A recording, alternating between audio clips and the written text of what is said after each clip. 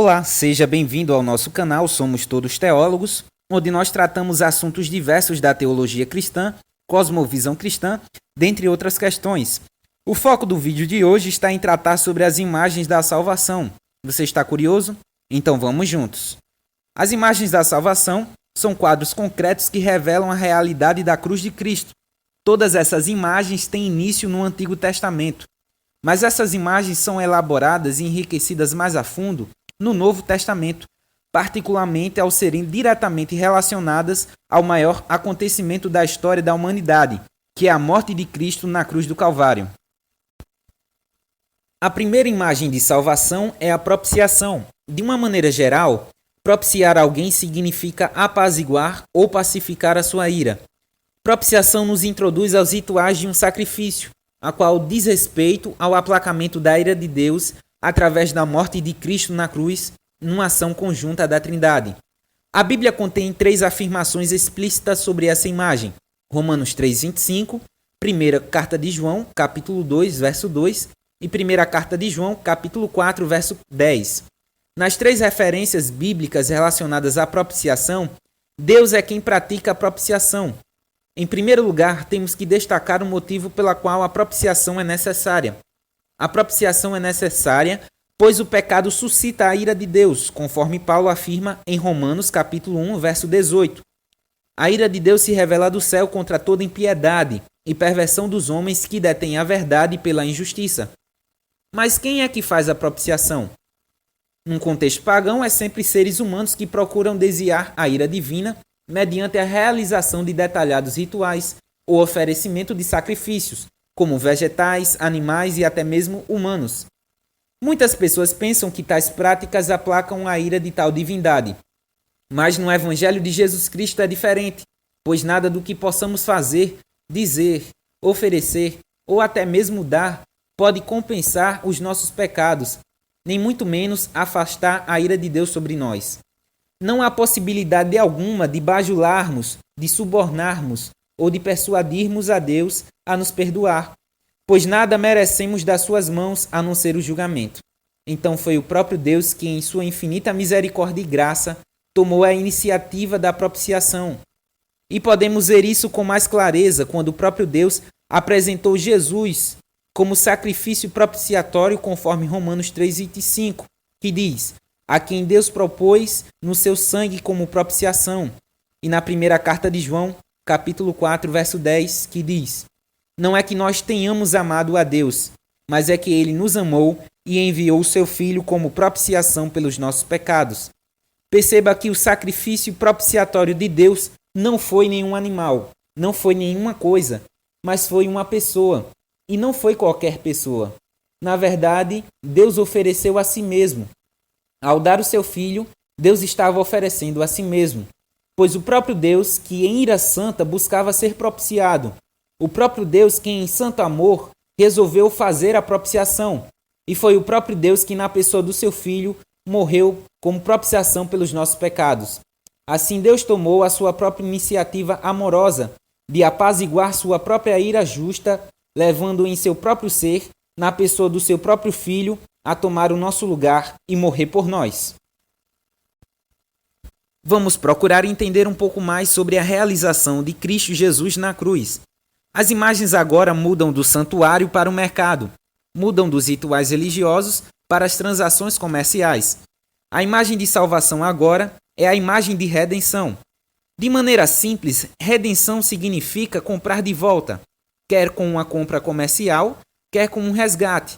É um processo que envolve a libertação através do pagamento de um preço de resgate. E resgate era um termo técnico no mundo antigo, para a compra de um escravo. Se a propiciação foca na ira de Deus, a qual foi aplacada pela cruz, a redenção centraliza-se na má situação dos pecadores, a qual foram resgatados pela cruz. A imagem de redenção expressa a ideia de salvação de alguém que está sob o poder ou sobre uma situação que o mantém preso, da qual não tem capacidade de se livrar. Isso se aplica diretamente a nós em relação à escravidão do pecado, onde a nossa libertação foi feita mediante a vinda de Jesus Cristo, que pagou o preço necessário para nos redimir. Foi o preço da vida de Jesus Cristo que possibilitou o nosso regresso ao lar e a nossa comunhão com Deus. pois essa era a sua missão, como o próprio Cristo afirma em Marcos capítulo 10, versículo 45. Pois o Filho do Homem não veio para ser servido, mas para servir e dar a sua vida em resgate por muitos. A terceira imagem nos leva diretamente ao tribunal, onde essa imagem é a justificação. E justificação é o oposto de condenação. E ambas as situações são vereditos de um juiz que pronuncia o acusado culpado ou inocente. A justificação deve ser entendida como uma declaração de justiça por ordem de um tribunal. Na imagem da justificação podemos encontrar o que muitos concordam ser a maior problemática da Bíblia, onde, como um Deus justo, pode justificar pecadores que merecem condenação. Provérbios 17:15 nos informa: pois justificar o perverso e condenar o justo é abominável para o Senhor, tanto um como o outro. E Paulo deve ter chocado seus leitores ao escrever que Deus justifica o ímpio, conforme Romanos capítulo 4, verso 5. Como poderia Deus assim fazer uma coisa dessas? Como poderia o justo juiz declarar justo aquele que é injusto, aquele que é ímpio? Isso não faria de Deus uma pessoa injusta? De modo algum.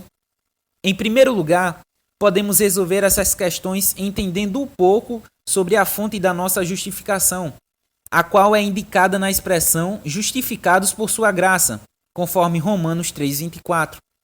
Isso é, por seu favor imerecido, pois é certo que não há nenhum justo, não há nenhum sequer, não há ninguém que faça o bem, como está escrito em Romanos 3:10.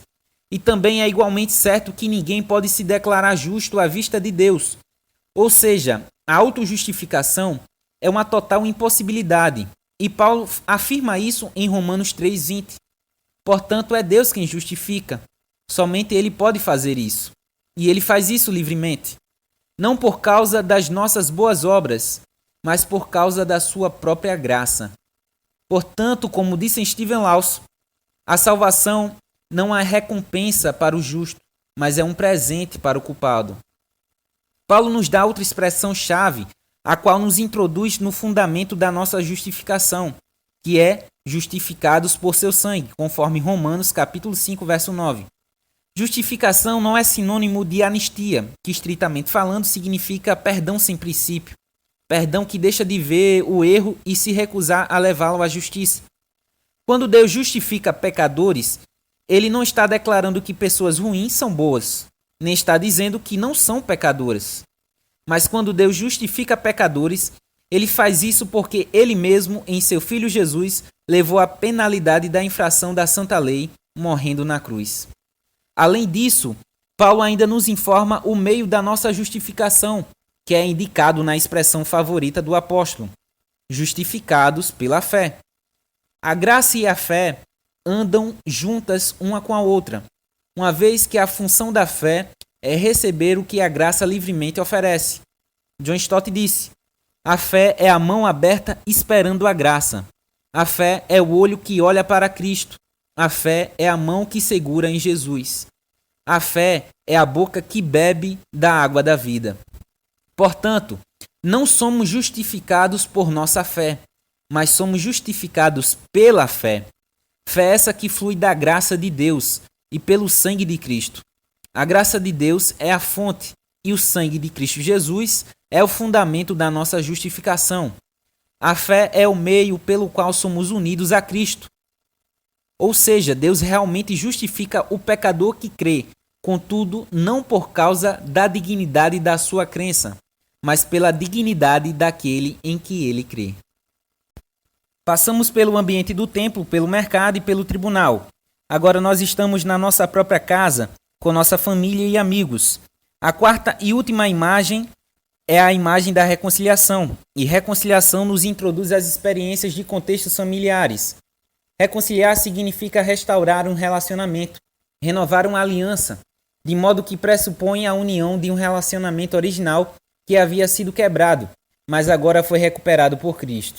Isto é claramente visto no Éden, onde Adão e Eva tentam se esconder frustradamente do Deus onipresente após pecarem. Deus poderia muito bem ter aniquilado tudo o que tinha sido criado, e poderia ter começado do zero uma nova criação, mas ele assim não fez. Na mesma passagem que relata a desgraça humana em querer se afastar de Deus, o próprio Criador dos céus estabelece a reconciliação com o proto-evangelho, afirmando que Cristo esmagaria a cabeça da serpente e esta lhe feriria o calcanhar para que assim pudesse nos trazer de volta ao lar. E em 2 Coríntios capítulo 5, verso 18 e 19, Paulo afirma que tudo provém de Deus, que nos reconciliou consigo mesmo por meio de Cristo e nos deu o ministério da reconciliação, a saber que Deus estava em Cristo reconciliando consigo o mundo. Podemos destacar nessa passagem que Deus, por meio de Cristo, é o autor da reconciliação, ou seja, descreve graciosamente a iniciativa divina. A iniciativa certamente não é nossa, nada temos para oferecer, contribuir ou apelar, pois tudo é pela graça de Deus. A única coisa com a qual nós podemos contribuir para a nossa redenção é o pecado, da qual precisamos ser redimidos e libertos. Podemos concluir que cada imagem possui um aspecto diferente da nossa realidade humana. A propiciação ressalta a ira de Deus sobre nós. A redenção relata o nosso cativeiro do pecado. E a justificação mostra a nossa culpa. E a reconciliação aponta a nossa inimizade contra Deus. Essas imagens não são nenhum elogio sobre nós. Expõem a magnitude da nossa necessidade e a obscuridade do nosso pecado. Porém, essas 4 imagens enfatizam que foi Deus que, em seu infinito amor, tomou a iniciativa salvadora. Foi Ele quem propiciou a sua própria ira. Foi Ele quem nos redimiu de nossa miserável escravidão. Foi Ele que nos declarou justos em sua presença. E foi Ele que nos reconciliou consigo para a glória de seu nome.